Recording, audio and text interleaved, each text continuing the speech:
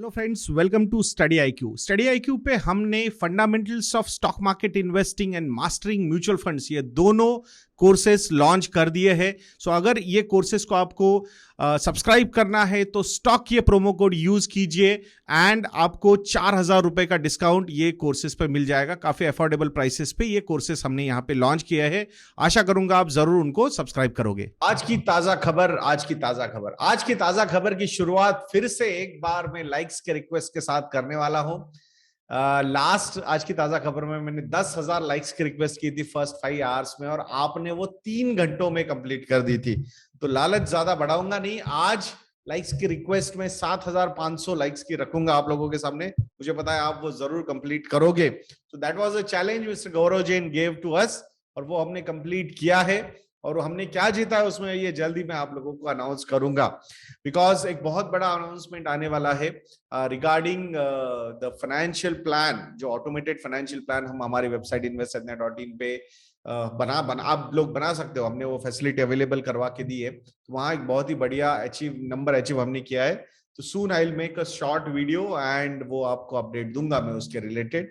तो उसी में वो गिफ्ट भी रहेगा हमें हमारे लिए फ्रॉम मिस्टर गौरव जैन। सो आज की ताजा खबर में पहले शुरुआत करते हैं सबसे बड़ी न्यूज के साथ। क्या है वो न्यूज? सेंट्रल गवर्नमेंट ने, सेंटर में मतलब लोकसभा से जो चुन के आती है गवर्नमेंट, वहां पे एक्साइज ड्यूटी कट किए गए हैं पेट्रोल और डीजल पे, एंड दैट्स व्हाई प्राइसेस जो है वो अराउंड 6 से 9 रुपए तक नीचे आए हैं। डीजल एंड पेट्रोल दोनों अलग अलग तरीके से हम देखते हैं। तो प्लस उस पे सोने पे सुहागा ये है कि हमारा जो फेडरल स्ट्रक्चर है, जिसमें स्टेट्स के पास भी कुछ राइट्स है टैक्सेशन के, तो वहां पे भी अच्छी खासा वैट स्टेट गवर्नमेंट्स ने भी कम किया है। And that's why there are some states जहां पे 9-9 10-10 रुपए तक पेट्रोल के प्राइसेस गिरे, विच इज वेरी पॉजिटिव। आज तक जिस तरीके से हम बातें कर रहे थे रिगार्डिंग इन्फ्लेशन, वहां पे हम हमेशा कहते हैं कि भाई पेट्रोल और डीजल के प्राइसेस अगर कम कर दिए गवर्नमेंट ने, तो उसका जो कैस्केडिंग इम्पैक्ट है पॉजिटिवली बहुत बढ़िया हो सकता है।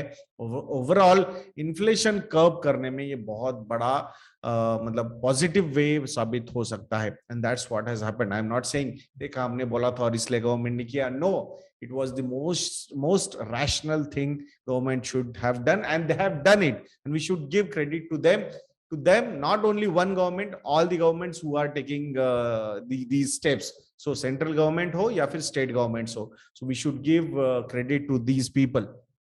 तो यहाँ पे जो कैस्केडिंग इम्पैक्ट होता है, नॉर्मली ट्रांसपोर्टेशन कॉस्ट, लॉजिस्टिक्स की जो कॉस्ट है, उसकी वजह से एक्चुअल इन्फ्लेशन बहुत ज्यादा इफेक्ट होता है। स्पेसिफिकली अगर हम इंडिया की बात यहाँ पे करते हो तो इसीलिए वो प्राइसेस कंट्रोल करना इज वेरी मच इंपॉर्टेंट। और यहाँ पे जो बर्डन है वो ऑयल मार्केटिंग कंपनीज पे नहीं डाला गया है। गवर्नमेंट ने ये बर्डन अपने बैलेंस शीट पे लिया है। अराउंड 1 लाख करोड़ रुपीस, 1 लाख करोड़ रुपए का ये हिट रहेगा गवर्नमेंट के फाइनेंसेस पे। तो उस एंगल से definitely it's a seesaw battle. जैसे हमने पहले भी बोला है कि इन्फ्लेशन को कंट्रोल करना है तो एक्साइज ड्यूटी कट करना है। एक्साइज ड्यूटी कट कर लिया तो फिस्कल डेफिसिट बढ़ जाएगा। फिस्कल डेफिसिट बढ़ जाएगा तो गवर्नमेंट को और ज्यादा बोरो करना पड़ेगा। गवर्नमेंट को और ज्यादा बोरो करना पड़ेगा तो भी इंटरेस्ट रेट ऊपर जाते हैं। इन्फ्लेशन अगर हाई है तो वहां पे भी उसको कंट्रोल करने के लिए इंटरेस्ट रेट्स बढ़ाने पड़ सकते हैं। तो but that's I still feel कि यहाँ भले ही गवर्नमेंट को थोड़ा सा बोरोइंग के रिलेटेड चीजें ज्यादा करनी होगी, बट आई स्टिल फील जो कैस्केडिंग, पॉजिटिव कैस्केडिंग इम्पैक्ट जो है, जो लो फ्यूल कॉस्ट क्रिएट कर सकता है, आई थिंक ये बहुत बड़ा पॉजिटिव फैक्टर या बेनिफिशियल फैक्टर हो सकता है ओवरऑल कॉर्पोरेट्स के लिए भी, इकोनॉमी के साथ साथ। मतलब इंडिविजुअल्स के लिए तो है ही, मतलब होलसेल इन्फ्लेशन भी कंट्रोल में आ सकता है, रिटेल इन्फ्लेशन भी कंट्रोल में आ सकता है, प्लस कॉर्पोरेट्स की प्रॉफिटेबिलिटी भी वहां पे अच्छी तरीके से बढ़ सकती है। तो ये बहुत ही पॉजिटिवली देखना चाहिए ये सारी चीजें। ऑब्वियसली इसके लिए गवर्नमेंट को शायद एक्स्ट्रा बोरोइंग करनी पड़ सकती है। ऑलमोस्ट $13 बिलियन की एक्स्ट्रा बोरोइंग गवर्नमेंट को यहाँ पे करनी पड़ सकती है, which government will start preparing for. Plus ये जो इन्फ्लेशन है ये कुछ सिर्फ और सिर्फ पेट्रोल और डीजल की प्राइसेस से तो है नहीं, ये एक बहुत बड़ा फैक्टर है, but other factors are also there. तो उसको भी कंट्रोल करने के लिए गवर्नमेंट अराउंड $26 बिलियन तक के फंड्स, मतलब उतना हिट वो अपने बैलेंस शीट पे ले सकता है।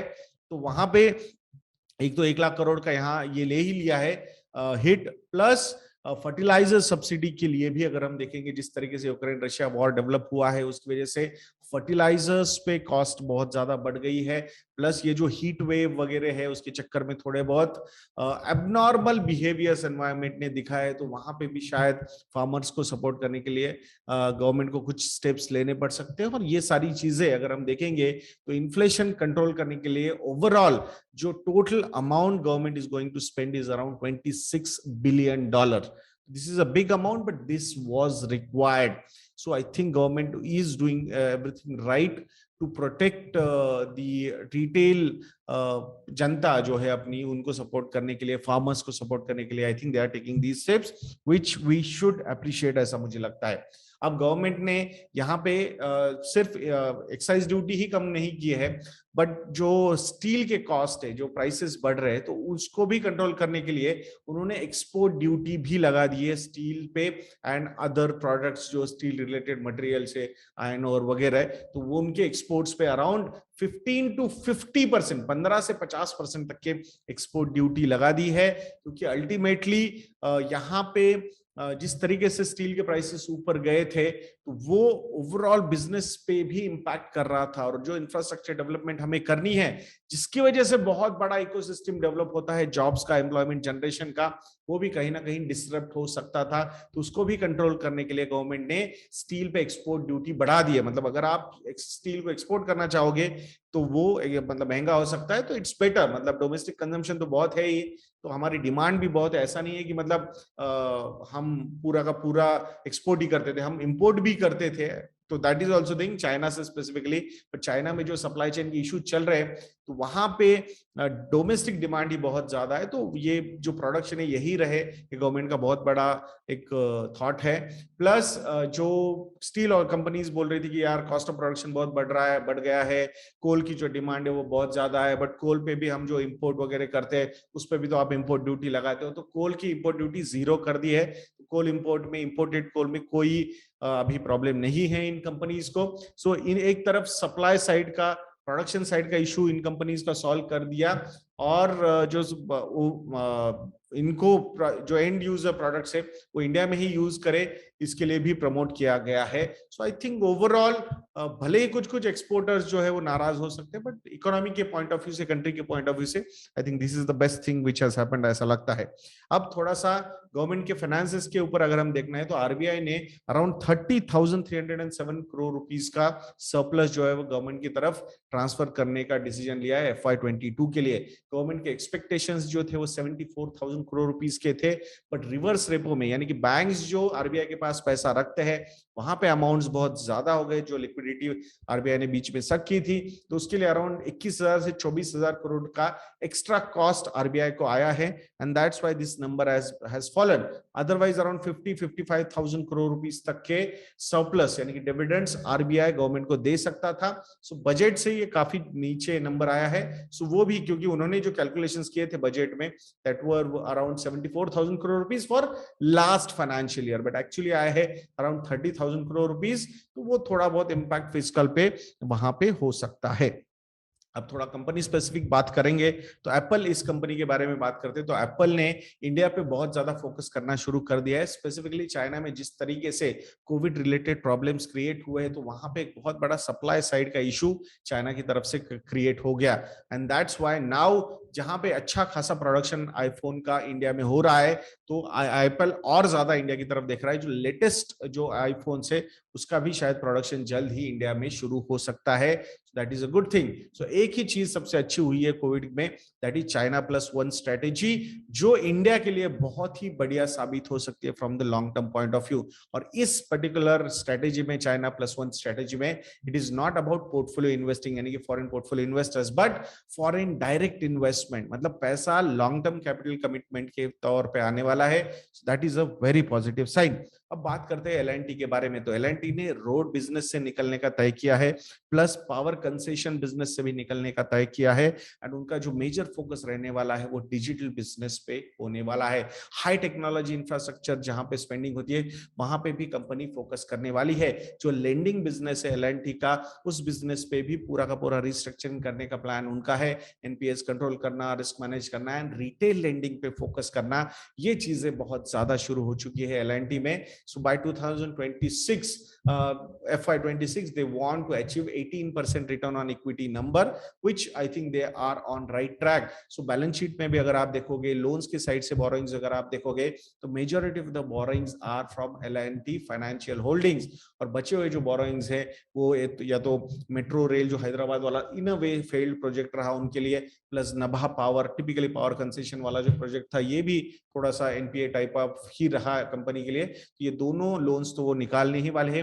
अराउंड 20,000 करोड़ के जो एक्स्ट्रा लोन्स बचेंगे, I think that is there working capital requirements which they will take care through their retained earnings, और if required I think raising capital for L&T will not be an issue at all. अब Tata Motors के बारे में बात करते हैं. Tata Motors का एक उन्होंने एक एनालिसिस प्रेजेंट किया है. उनको लगता है कि फाइनेंशियल ईयर 2019 में जो रिकॉर्ड तोड़ पैसेंजर व्हीकल के सेल्स हुए थे अराउंड 34 लाख, वो नंबर FY23 में भी अचीव हो सकता है, क्योंकि FY21 एंड FY22 में जो फर्स्ट क्वार्टर्स थे, दोनों क्वार्टर्स काफी खराब थे. तो वहां पे लॉकडाउन्स वगैरह वो सारी चीजें, और यहाँ ये जो फर्स्ट क्वार्टर है वो काफी अच्छा जा रहा है. दो देर आर सप्लाई साइड में सेमीकंडक्टर चिप्स के इश्यूज है, but still things are improving. That's what he is saying. And this year the number will be higher than 34 lakh जो टोटल इंडस्ट्री का सेल है. और यहाँ पे जिस तरीके से एक अर्ली मोर एडवांटेज उन्होंने इलेक्ट्रिक व्हीकल्स में लिया है, जो एक स्ट्रॉन्ग पोजीशन ऑलमोस्ट नंबर 2 की पोजीशन पे वो लास्ट क्वार्टर ऑफ FY22 में पहुंच गए थे in the passenger vehicle sales. Looks like this year they will consolidate that position and take that second position from Hyundai. देखेंगे launches किसके किसके कितने आते हैं, but Tata Motor is doing everything right in right direction from EV also, and plus the other मतलब जो एक appeal उनके SUVs में है आई थिंक, एंड जो सेफ्टी उन्होंने प्रमोट की है, so those things will really work really well for Tata Motors. अब इन्फोसिस के बारे में बात करेंगे तो इन्फोसिस ने मिस्टर सलील पारिक जो अभी के सीईओ है, तो उनको और 5 साल का टर्म दे दिया है. नॉर्मली विजिबिलिटी ऑफ लीडरशिप के पॉइंट ऑफ व्यू से it's a good thing. he has done well for the company and that's why continuity हमेशा अच्छी होती है. सो नॉर्मली इंस्टीट्यूशनल इन्वेस्टर्स को एक बिलीफ आ जाता है, फेथ आ जाता है कि भाई कंसिस्टेंट लीडरशिप है, तो एक थॉट जो होगा लीडरशिप मतलब उनकी मैनेजमेंट का स्टाइल जो होगा वही कंसिस्टेंट रहेगा. And if it has proven well, so it's a good thing for the Infosys share holders. That's what I feel currently. बाकी म्यूचुअल फंड्स के बारे में थोड़ी सी बात करेंगे तो म्यूचुअल फंड्स ने लास्ट फाइनेंशियल ईयर में 1,08,000 करोड़ रुपए के फंड्स कलेक्ट किए इन 176 different NFOs, new fund offers के तौर पे अगर हम देखते हैं. और उसमें न्यूज ऐसी थी because of retail investors interest, तो मैंने वो न्यूज काट दी है.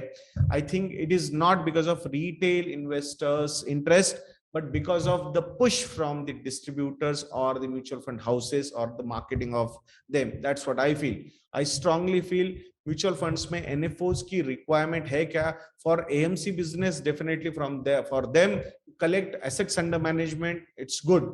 But for retail investors or new investors, मुझे ऐसा लगता है जो funds already prove कर चुके हैं, जो उन्हीं fund houses के funds है, वहां पे invest करना would be much beneficial.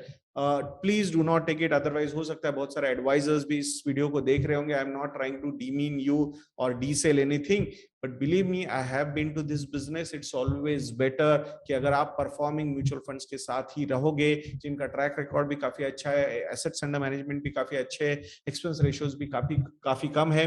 So I think वो जो ट्रस्ट फैक्टर बिल्ड होगा आपका और आपके इन्वेस्टर का, दैट इज फेनोमिनल, और वो आपको नई ऊंचाइयों तक लेके जा सकता है. दैट्स व्हाई इन्वेस्टर्स के लिए मुझे नहीं लगता एनएफओस की रिक्वायरमेंट है. From investment point of view businesses के लिए है, because they want to collect new assets under management. But for you, और ऐसा मत समझिए कि 10 रुपए की एनएवी तो सस्ता है, 100 रुपए की एनएवी तो महंगा है, ये एक बहुत बड़ा मिथ है. 10 रुपए की एनएवी वाला यूएमबी उसी स्टॉक में डालेगा पैसा, और 100 रुपए की एनएवी वाला भी फंड उसी स्टॉक में पैसा डालेगा at that point of at that price.